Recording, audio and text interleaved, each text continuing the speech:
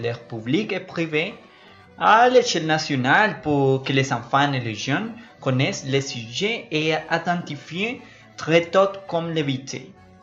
Bien qu'il soit important de noter que la famille est le noyau d'un environnement sain et une société solidaire, tolérante et bienveillante. Je vous remercie pour votre participation dans ce programme et pour être ici en Pourquoi pas en français, la mission Radio Universidad Surcolombiana. Et pour changer un peu le sujet, nous allons continuer avec quelques nouvelles locales pour savoir qui s'est passé dernièrement dans notre département et notre capitale. 6 cas soupçonnés à Huila. Les premiers cas. À Neiva, une affaire qui pourrait être liée à virus Zika est étudiée. L'administration municipale prévoit des campagnes pour prévenir la propagation de l'émetteur de mosquites. À Neiva, on envisage une affaire qui pourrait être de Zika, mais on est en train de tests pour confirmer si c'est de type de malade. Juan Carlos Gómez Rubiano, secrétaire municipal de la santé, a déclaré que dans le département, à ce jour, il n'y a qu'un seul cas suspect de Zika. Il a demandé à la communauté de rester calme et faire preuve de prudence, non seulement avec le Zika, mais aussi des autres malades qui se produisent dans la région. Rubiano Gómez a précisé que la transmission et les symptômes de la dengue, le chikungunya et le Zika sont similaires, fièvre, douleurs articulaires, entre autres. Enfin, une secrétaire a demandé à la communauté d'éliminer les récipients inutiles qui pouvaient accueillir la pluie, plus important qu'ils deviennent de sorte de reproduction pour les mosquites. Nettoyons les troncs, les cons et les dessins pluviales. Changer les eaux d'animaux domestiques au moins tous les 3 jours. D'autre part, nous savons que les agriculteurs prennent les terres de Mhesa.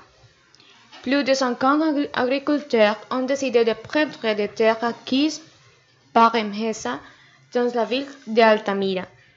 Après l'échec de la multinationale avec des engagements établis, ils sont dit dans une déclaration pour violation de plusieurs points établis dans la licence environnementale concernant l'achat de 2700 hectares de terres pour les districts d'irrigation et de productivité.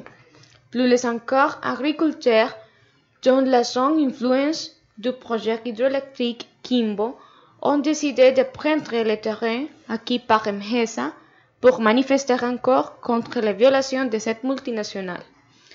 Grâce à une déclaration, les agriculteurs ont dit qu'ils étaient obligés de prendre ce qu'ils méritent et que ces droits leur appartiennent.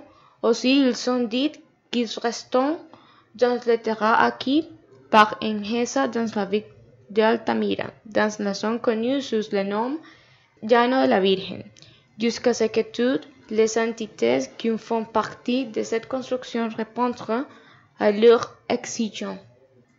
Après vous en avoir informé un peu, je vous invite à écouter une belle chanson de Dan Lutien qui s'appelle Cambiant Dieu est grand, de son album Pour qui tu es.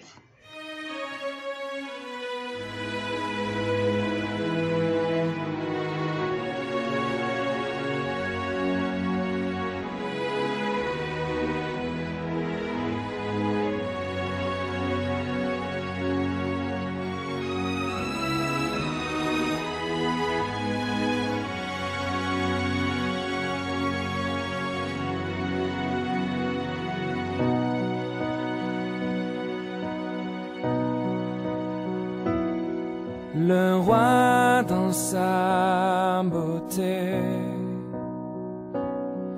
vêtu de majesté, la terre est dans la joie, la terre est dans la joie, sa gloire resplendit,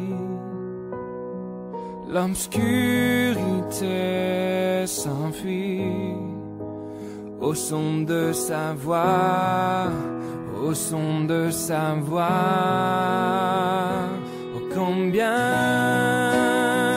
tu es grand, oui, chantons-le, combien tu es grand, et tous verront combien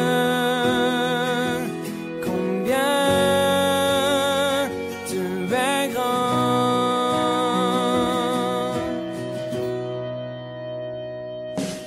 Car d'âge en âge il vit, le temps lui est soumis. Commencement et fin, commencement et fin, céleste Trinité. Oh Dieu d'éternité, il est l'agneau divin, il est l'agneau divin. Combien tu es grand, chantons-le, combien tu es grand, et tous verront combien tu es grand.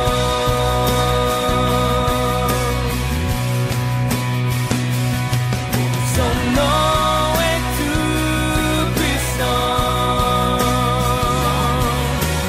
digne de louange. Je chanterai combien tu es grand.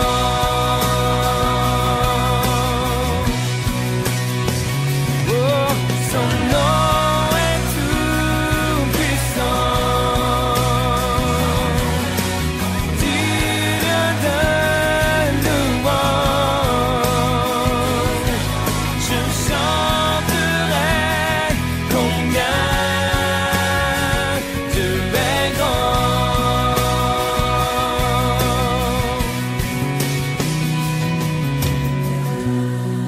Oh, oui, Dieu est grand. Oui, tous verront, oui, tous verront combien Dieu est grand. Combien,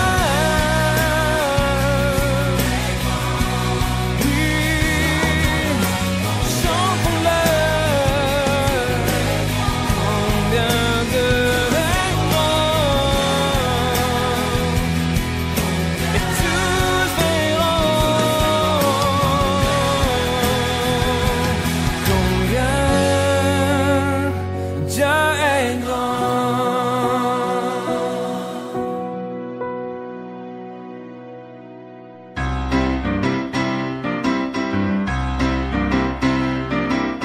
Radio Université Colombienne fait partie de votre monde.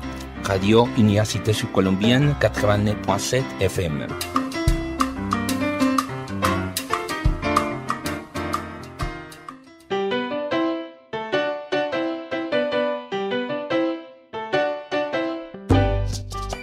Yo participo, me comunico, informo y aporto, porque mi voz tiene que ser escuchada. Somos Radio Patio Normalista. La comunicación es un derecho de todos y todas, que no distingue sexo, raza, religión o nacionalidad. Pero para ti, ¿qué es el derecho a la comunicación? Oiga, Cristian, venga, le digo. ¿Qué pasó, Vanessa? Mire que fuimos a la emisora Picori Cultural a pedir un espacio para platicar el que no estamos de acuerdo con la propaganda de política que difunden y no nos dejaron hablar. ¿Y dónde está el derecho a la comunicación? Si unos pocos controlan la información, no es posible la democracia. Deben adoptarse políticas efectivas para evitar la concentración de la propiedad de los medios de comunicación.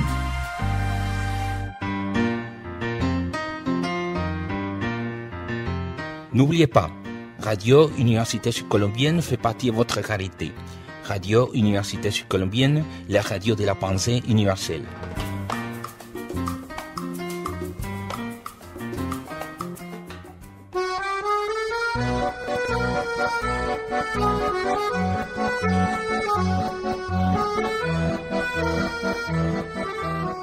Nous continuons notre émission avec quelques nouvelles nationales et internationales. Fernando Botero prend sa première exposition en Chine le 20 novembre. Fernando Botero inaugure une exposition d'art en Chine, un événement sans précédent dans l'histoire de l'art colombien, car il est le premier artiste international à exposer de œuvres dans une place publique à Shanghai. 86 grandes échelles fonctionnaient à Beijing et à Shanghai. 150 œuvres, dont 10 sculptures monumentales et moyen format jusqu'à 5 et continuent à révéler la meilleure sculpture. Venus dans Tokyo, c'est la comprendre de grandes sculptures, sculptures moyennes, peintures, dessins, aquarelles, grands formats et crayons. Toute la collection personnelle de l'actrice et montrant ses différentes facettes sur plus 5 années de travail. Botero en Chine peut être vu gratuitement dans des lieux comme le Musée national de Chine et le Musée de Chine, Beijing et Shanghai, respectivement visités quotidiennement par près de 30 000 personnes. Pour la capitale chinoise, sont 13 dessins à 80 ans, peintures à l'huile de grand format et 2 grandes aquarelles de format total de 86 œuvres par jour. L'exposition débute le 20 novembre et sera ouverte jusqu'à 3 janvier. Et que de nouvelles internationales, nous avons une femme remarquable qui a réussi à faire des choses que beaucoup ne pouvons pas faire. La femme qui a défié les talibans. Sakina Yacobi refusait d'obéir aux ordres du régime taliban en prévoyant que l'éducation interdite pour les filles. La désobéissance de cet éducateur a bénéficié à plus de 12 millions de personnes. Sakina Yacobi, fondateur et directeur de l'Institution afghane de l'apprentissage, a consacré des décennies à travailler pour la reconstruction de l'éducation en Afghanistan, d'où il est originaire. Il était travaillé par la guerre, la violence et l'inégalité. Maintenant, le sommet mondial sur l'éducation, qui se tient ce jour à Doha, capitale du Qatar, vient de reconnaître son travail en donnant un prix.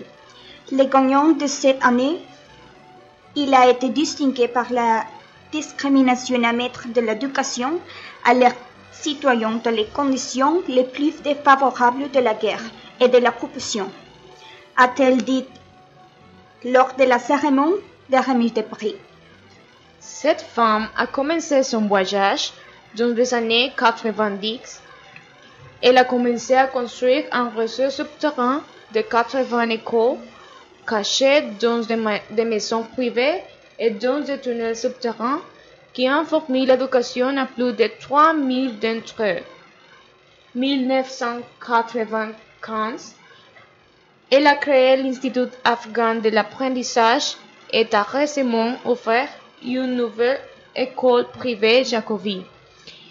Elle a également fondé une station de radio qui diffusait du contenu éducatif pour les auditeurs, un modèle qui permet d'atteindre les zones les plus éloignées des centres urbains afghans.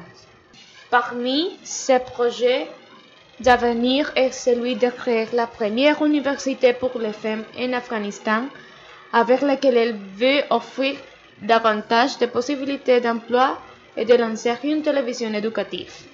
Eh bien, notre 5e chanson par Mademoiselle Jacoté, c'est une chanteuse nommée Alizée, de nationalité française, reconnue mondialement comme Alizée. Cette chanson a été livrée en 2007 et fait partie de l'album Psychédélisé.